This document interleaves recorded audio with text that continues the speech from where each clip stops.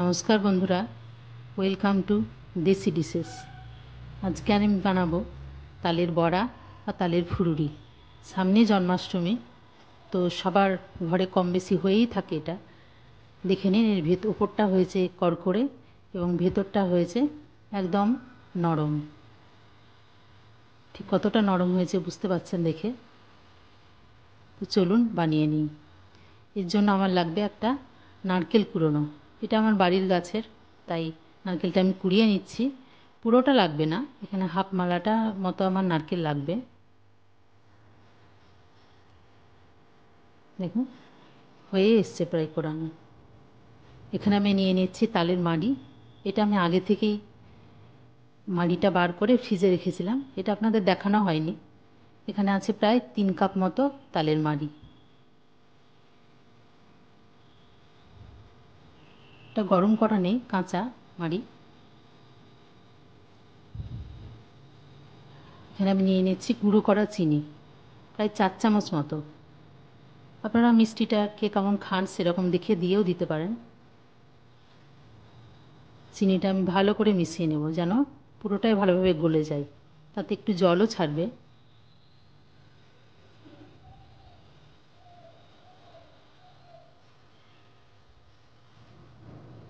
দেখুন চিনিটা অনেকটাই গলে গেছে। এখানে আমি দিয়ে দেব চালের গুঁড়ো। এটা হচ্ছে গোবিন্দভোগ চালের গুঁড়ো, প্রায় 1 কাপ মতো আমি এখানে আমার লাগবে। পুরোটা দেব না।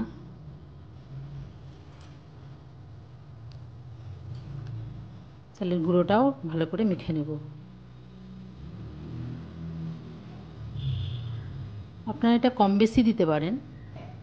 আমি এখানে 1 কাপ চাল গুঁড়ো আর হাফ কাপ আটা দিয়েছি। আপনারা এই জায়গায় 1 কাপ আটা এবং হাফ কাপ চাল গুঁড়োও দিতে পারেন। এখানে নিয়ে নেব হাফ কাপ আটা। আপনারা চাইলে ময়দাও দিতে পারেন।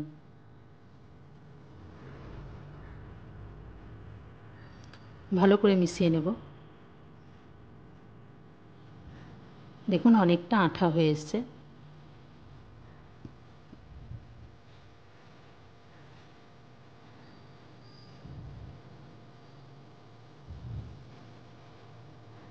এবার আমি নিয়ে নেব হাফ মালা কুড়ানো নারকেল, যেটা আমি আগেই কুড়িয়ে নিয়েছি।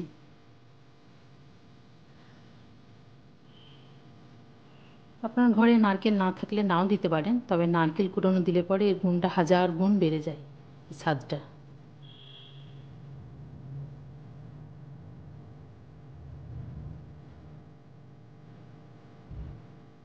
এবার আমি হাত দিয়ে ভালো করে মেখে নেব। এটা আপনি হাত দিয়ে যত ভালো মাখবেন তত আপনার বড়াগুলো ফ্লাফি হবে।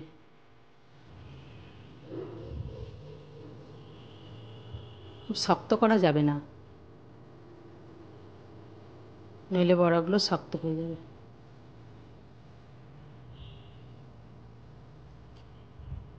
আমার মনে হচ্ছে বড়াটা একটু শক্ত হয়ে গেছে, কারণ আমি এখানে আগে থেকে কোনো রকম জল মেশানো ছিল না আমার তালের মাড়িতে, তাই আমি 2 চামচ মতো জল এখানে মিশিয়ে নিয়েছি।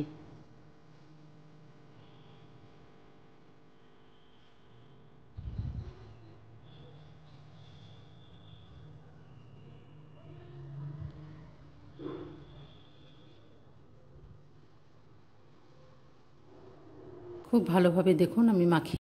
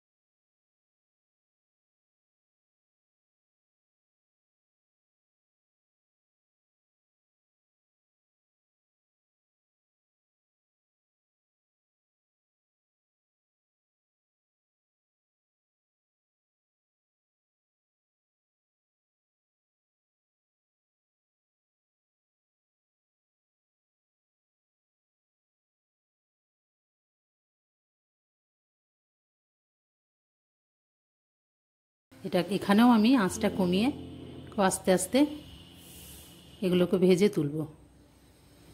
দেখুন অনেকটা লাল হয়ে গেছে।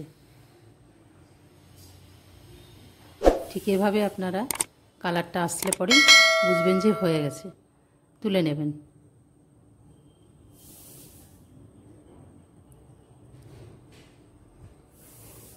আমার রান্নাটা ভালো লাগলে অবশ্যই আমার চ্যানেলটা সাবস্ক্রাইব করবেন, লাইক করবেন, শেয়ার করবেন এবং বেল বাটনটা প্রেস করে আমার পাশে থাকবেন।